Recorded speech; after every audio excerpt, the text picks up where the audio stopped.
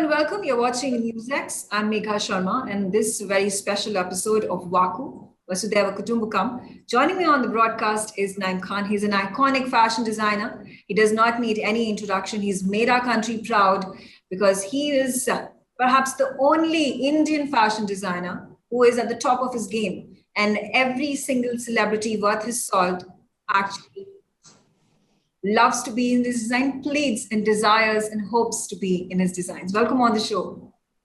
Thank you so much. I'm so happy to be part of this. I love India and I'm longing to come there. Thank you. Yes. Talking about your roots, the three generations of the Khans have lived in Mumbai. They have been closely working when it comes to the textile and the embroidery industry. Talk to us about your native town, your family background, and obviously the natural choice for you to become a fashion designer. I grew up in a little town in India, very close to Delhi, actually, called Bareilly. And that's where my family comes from. And my grandfather started his business making embroideries in Bareilly in UP. And then my father moved to Mumbai, and I was born in Bareilly, but moved to Mumbai with my dad. And so we are a family for three generations that we have created the most incredible handmade embroideries for the elites of India. And I, at the age of 20, left India to go to school to America. So to me, I grew up with the oldest art in India, watching my grandfather, my father. So it's part of my DNA. And that is what I've taken, and I've modernized it for today's woman, and it's my symbol. And to me, what's my story? Designer has to have a story. My story is that I come from a heritage family that made the most beautiful Indian textiles, and I've modernized it for today's woman, and I make for the first lady to the movie stars. So I've taken what is core Indian and I've made it modern. Absolutely. And congratulations on that, because every single of your ensemble is reflective of the Indianness, and you've kept that intact. And that's obviously the secret sauce to your success, and kudos to you. But keeping in mind, today's fashion industry, the domestic fashion industry, and comparing it to the Western fashion industry, how long till we are able to actually climb that journey and come to the top of our game, the Indian designers? Because while it's all hunky-dory over here, there are only far and few in between, and you would know about it, who have actually, been able to reach the stature that you have. The thing, Indian fashion designers make the most beautiful, beautiful clothes. I mean, like I've seen during India Fashion Week or Delhi Fashion Week, we have very creative designers. It's just that the world of fashion internationally is a tough world. It's like trying to be a Bollywood star, trying to be a Hollywood star. I mean, it's not so easy, because you have to have infrastructure. You have to understand the market. I think, but we are very, very close that India is going to become the biggest player of fashion because of all what's going on in India. Our schools are fabulous. We have the creativity. We have the manufacturing. We are going to be a big powerhouse. We already are, but it's just that we've not created the symbols or the designers to create the image, which is happening as we speak, because I think India is moving at a rapid pace. Now, when you started off as an apprentice back when you were 20 years old, and now that you have been in the industry for decades together and has there been a tectonic shift in how Indians are viewed in the Western society, in America and Europe? Indians are viewed very highly in America. I can speak for the USA. We are the largest growing, successful community in America, from either be doctors, lawyers, professionals, tech world. And now, you look at me in fashion. I mean, I think we have a gamut of successful Indians in America. And the viewpoint of Indians is incredible. We are smart, we are family-oriented, we are loving, we are hardworking, and we are creative. So we have a very, very good standing in the United States.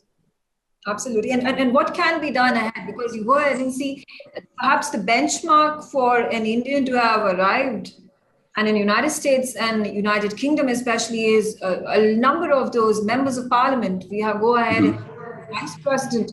The Biden administration is part Indian, having her lineage from a very small back in Tamil Nadu. How can the Indians and the Indian diaspora who is living in America bring about a social and a tectonic change when it comes to what's happening in the Western world vis-a-vis how India is perceived in the Western world? Keeping in mind there are these stray instances. I'll tell you about it because when the pandemic hits and India is being criticized and looked down upon and being called an apocalypse, and there are various sorts of critiques that are coming about. How does that image of an India with the snake charmers and the cows roaming about on the street gets changed to an India that is tech savvy, that knows what it's doing and talking about, and that is extremely smart when it comes to being an engineer or a doctor, as one is as being a politician or a fashion designer? So, see, to me, how do we perceive India? To me, I look at India as this amazing country with such diversification, right? So you have either like the most amazing, brilliant scientists to designers to businessmen. Then you have the snake charmers, which is like so incredible. We are a great, great country with this diversification. And I think in America, people have good impressions about India. It's just that we are so big and we are trying, our political world in India I don't have to tell you. I mean, we need strong governments that can change things in India. And we need the support of the government to build fashion in India. Like the schools that are coming up, for example, we need help. And the vision of India for a Western, this is a difficult question because I really, really feel, you're recording this, right? But we're not live. Okay. I just feel that, India is perceived either amazing or they look at India as this poor country. And the problem with looking at us as this poor country, there are reasons for it. We need to also make sure that our image, that we are put in the front through the right way. We don't have any great PR for India. You look at other countries, how they push here, it's incredible. So we need to have amazing ambassadors. We need to have, we need to grow all that. It's like what China did. Yeah. They really PR'd themselves into position. And we need to take whatever we have and we have to have the right vision for it. Either it be the snake charmer or the great tech guy, but it has to have, they're both fascinating to me. Okay. But it has to be placed right. I'd also like to understand your view from a recent set of events that have taken place in the wake of the pandemic, with India going ahead and doing the vaccine diplomacy to the hilt, and actually gaining that sort of an image and stature for a nation that truly is, feeling and hoping that the entire world is one big community, and going out and helping out others in need is India's ideology. It's in its ethos, it's in its culture.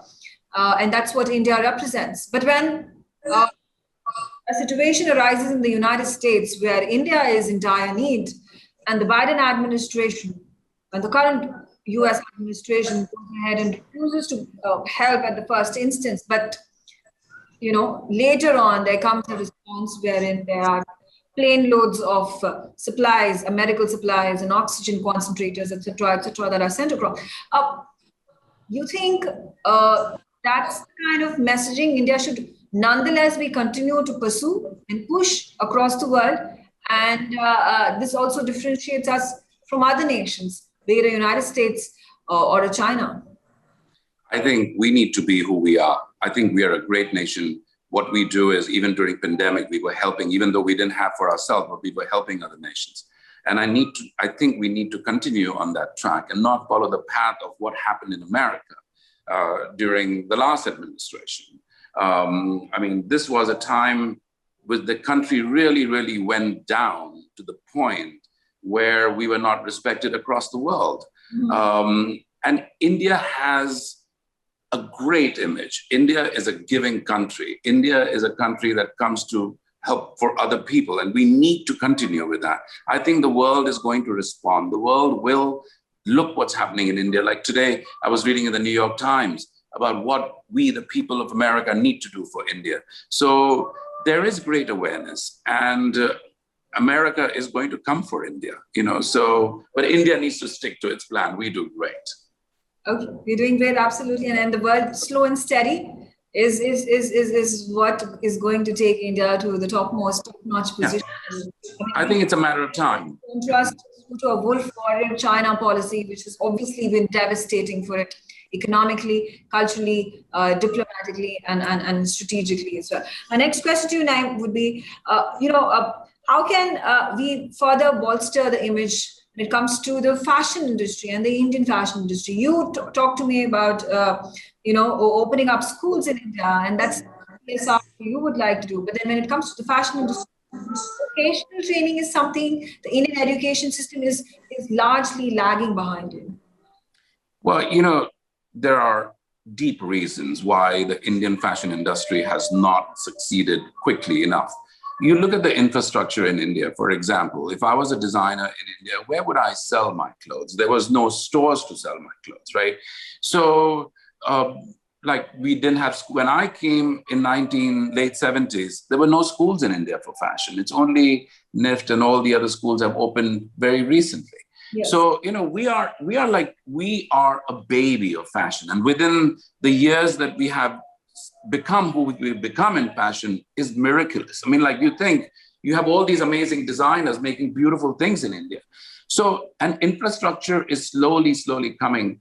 Shops are being opened. There are new, ways to retail in India. Now with selling things online, it's helping Indian designers. I think soon India is going to merge with the international communities for designers. It's only a matter of time.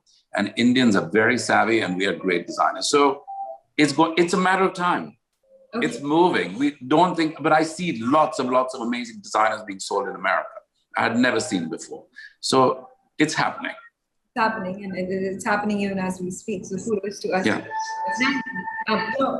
Your words of wisdom for anybody and everybody who is watching this and is struggling or wanting to be a fashion designer and making it big in the international world, especially in the Western world. The way you have gone ahead and held your head high and made our entire Indian community so. Thank you so much. There's a few things. One of them is you have to give your entire being to fashion. Fashion is one of those things where if you don't dream and live by it day and night in your head, it's a creative world. You have to be totally obsessed by it. And hard work is obviously a huge thing in this. Having experiences. Fashion is all about what experiences you've had, opening yourself, museums, Bollywood, Hollywood, understanding art, history, all those things are important because all those relate to our life. Secondly, everyone has to have a story. What is your story? What kind of clothes do you make? How do you stand out from others? But you have to be real. You cannot make just clothes that just look fabulous, but they are of no function. It has to be functional. It has to be retailable. So you have to have a story, you have to work hard, and you have to give your life to this business because it's one of those things where you have to. All right, those are three big points of advice. I think every single designer, every single person who aspires to be a designer should just note it down, memorize it in their heads, because that's coming in from the style guru, from the fashion guru, if I may call him. Thank you, Naim, for joining me on this broadcast on Vasudev Kutumbakam VaKu. It's great to have you on my show. Thank you. So nice to meet you.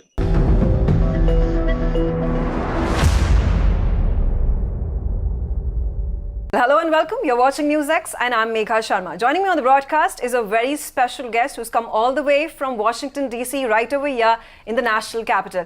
Atul Keshav, he is the president of the US-India Business Council. He has also been the charge d'affaires recently, coming in from the United States and heading the affairs of America in India. It's good to have you, Atul Keshav, on the broadcast with us. Lovely to see you, Megha. Thank you for having me on the show. First things first, I would like to understand from you, you visited Bangalore You have been in Mumbai. It's been a tight, hectic schedule, and now you're in the national capital. How's the entire trip been? It's been great. I actually visited another part of Bangalore that's a little bit further away called Palo Alto, California.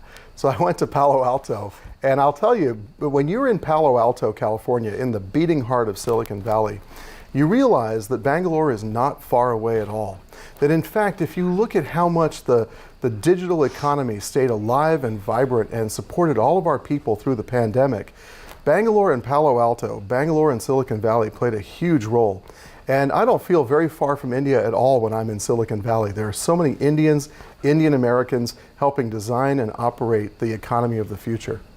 You talk about economy of the future, and there was the much touted Idea Summit that you actually addressed. You met with the top entrepreneurs of our country. How was that engagement like, and what are the kind of opportunities that you witnessed in terms of the US-India trade ties? So I take a very long view on US-India and on India itself because, put bluntly, I'm getting old, and I have 5 decades of memories of India. And the India of today is really the India of my dreams of the 1970s and 80s. Look at Lower Parel in Mumbai, 50 and 80-story skyscrapers as far as the eye can see, packed with the most innovative, future-oriented American and Indian companies. American and Indian investment powering the boom that is happening in modern India. Indian companies in America prospering mightily and helping spur a renaissance all around our country. American companies in India. Go to Bangalore, take a look at what I've seen. Lower Parel, look at Gurgaon. I feel like this is what I always dreamed of as a child coming here. And I'm so happy to see it in my lifetime. And I think that we're only just beginning. India has dreams of being a $10 trillion economy. I say let's go for 20 trillion. It would be good for America. It would be good for India. It would be good for freedom-loving people all around the world. Yeah, okay. So since you're talking about multi-trillion-dollar economies and joining of hands when it comes to United States of America and the Indian economy, and looking at how India is the largest economy that is at this point of time touted to grow in its GDP. And even taking a look at the larger expanse where this massive leaders summit has happened, the Quad, and specific to the Biden administration's trade pact of having the Indo-Pacific Charter rolled out. How does India come into the picture? How does Indo-Pacific come into the picture? And how are you going to implement this? Because that's going to be the tough task. Look, I think that after 20 years of courtship and work by thousands of people in both systems, India and the United States are now in the 2 critical groupings for us to be able to put on our sneakers, our track shoes, and run even faster. Look at the Quad. Look at what the Quad is emphasizing. The Quad is emphasizing the peace, happiness, freedom, prosperity of all of the people of the Indo-Pacific. Sovereignty, democracy, ideas that are about empowering human citizens, about ensuring strong and resilient societies. Look at all of the work objectives of the Quad. It is to take care of the human being, vaccines, resilient supply chains. Then you look at the Indo-Pacific Economic Framework. For the first time in my whole professional career, India and the United States are now in an Indo-Pacific focused economic arrangement together. And I'm hearing very optimistic and positive things from officials in both governments. And I think that we have only just begun. I think amazing things are going to happen in the next 20 years. And what do you think are going to be the focus areas? Which are the sectors that are going to be tapped by these 13 nations, which are the founding members of the Indo-Pacific Charter that has been rolled out? So I think it's really important for high trust, innovation, knowledge societies to develop clear standards for their shared prosperity. If you look at the absolutely boundless frontiers of financial technology, if you look at the digital economy, think about the fact that we all sat home during the pandemic and did our work on laptops and beamed into meetings all over the world and watched Netflix or whatever streaming media. That digital economy is the backbone of our future lives. Getting those standards right and making sure that high trust societies can enable each other and contribute to each other's peace and happiness is critical. I think that's going to be the work of the Indo-Pacific Economic Framework. We also need resilient, secure supply chains. Arguably, you could call it a free world supply chain where I trust you, you trust me, we trust those folks, and our companies and our citizens can collaborate for shared genius and shared happiness. Okay, all right. On that note, let's also pick on the common enemy, which is China. And there has been an aggressive stance that has been taken by President Biden as well in the last comment that he made with regards to the militarization and a warning that has been put forth. Now, in terms of the digital decoupling that has been witnessed in the past couple of years between China and United States of America, is there a benefit that trickles down to India in terms of supply chains and the resilience economies that you talk about? I may not agree with the thrust of your question, but here's what I think is happening. When I talk to the most sophisticated companies in our membership, we have over 200 member companies. They are driving the future innovation and happiness of the world. They have an enormous amount of trust in America and India. And they are happy to have their most sophisticated operations, their most sophisticated and talented employees working in those two geographies. They realize that the work that we need to do together to ensure free and open systems that are citizen-focused and empower the human being are going to happen in places like Europe, the United States of America, and India. And so that is, for me, the kind of way forward for the prosperity and happiness, not only of our countries, but for the entire world. Countries that aren't yet part of that high trust ecosystem will aspire to be in it. And high trust is something very precious.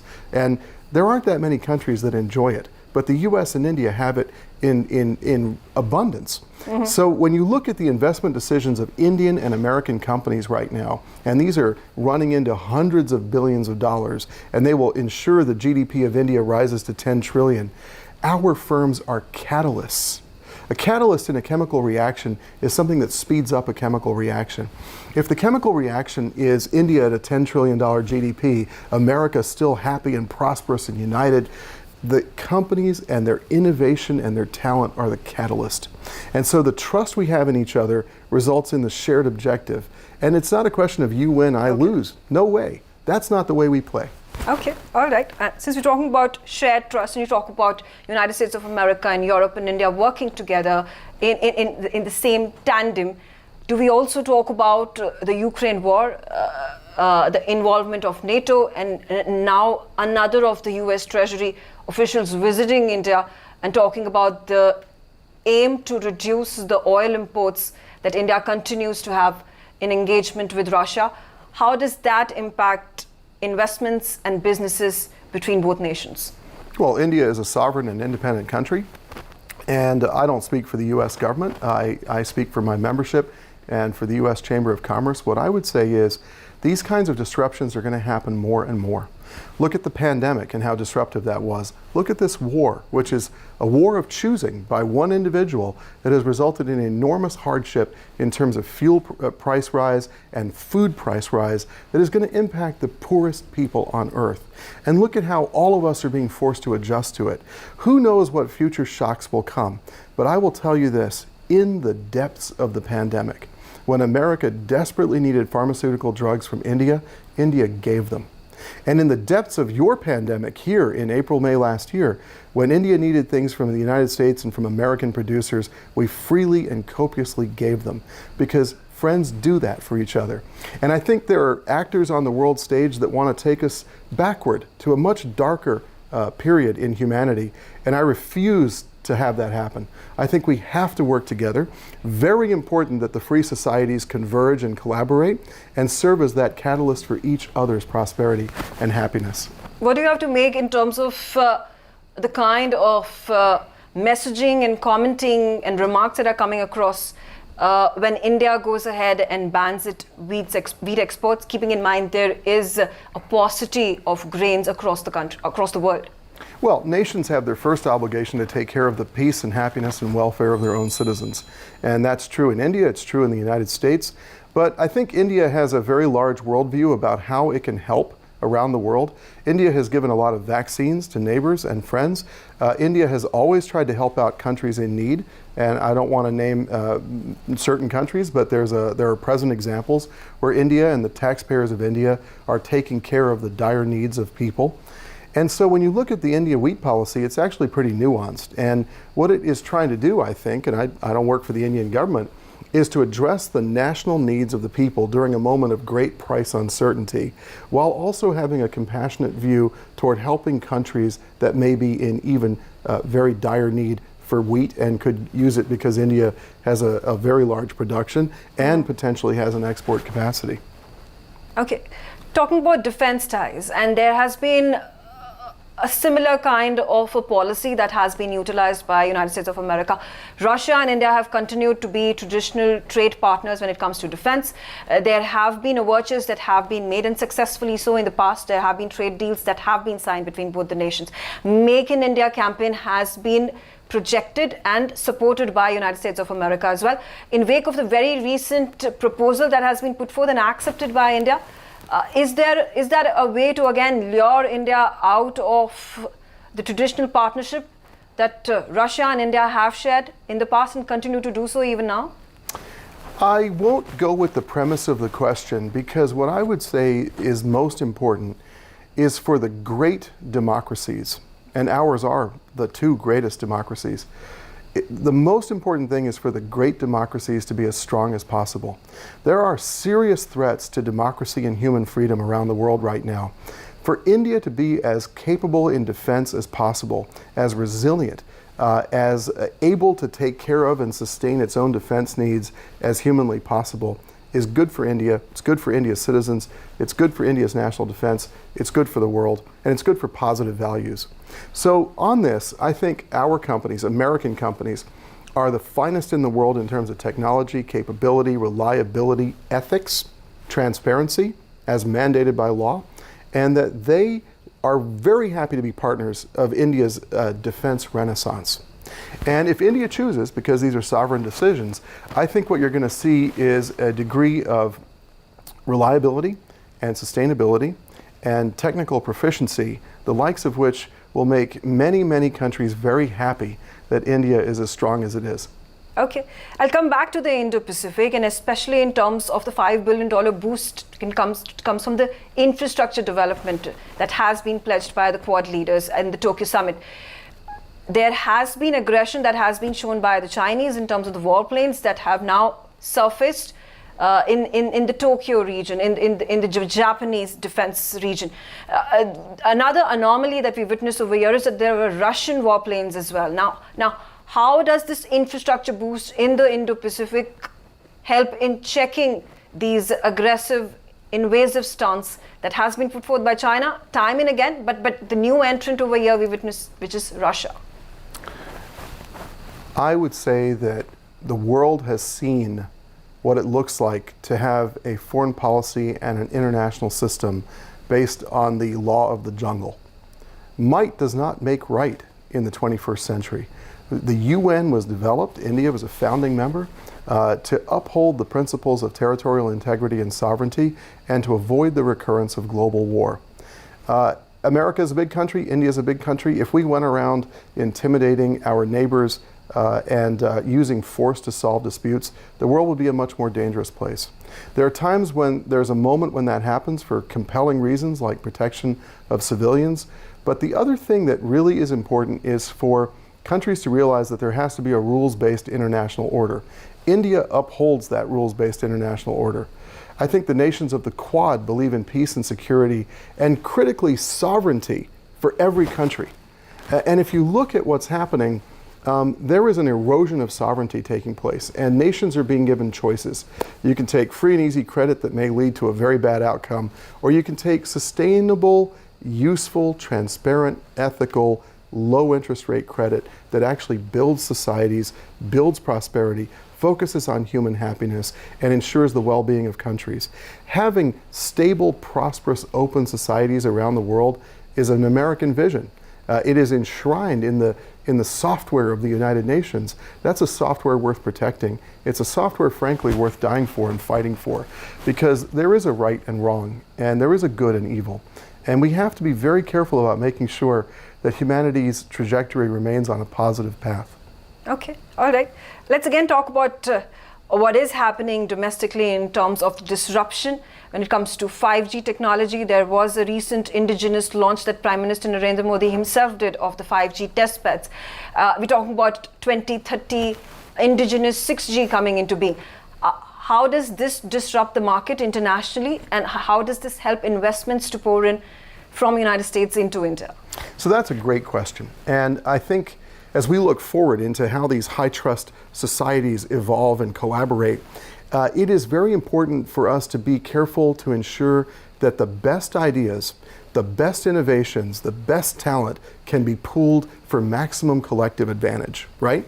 So this is a moment of great peril in world affairs, and nations are being very conservative and very cautious. They're being very protective of what they've achieved, and I understand that completely.